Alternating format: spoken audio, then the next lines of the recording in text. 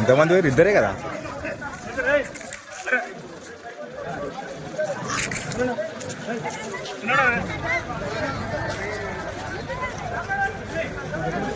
ఇప్పుడు వచ్చింది బాడీ ఏం కాలేదు, ఏం రిస్క్ తీసుకున్నారు బాబు కూడా ఏం ఇవ్వలే.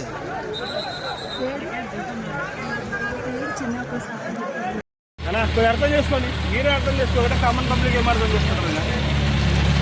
పోవాలండి, మంచిగా చెప్పినప్పుడు పోండి. ఆ చెట్టుకి ఉండండి పోయి.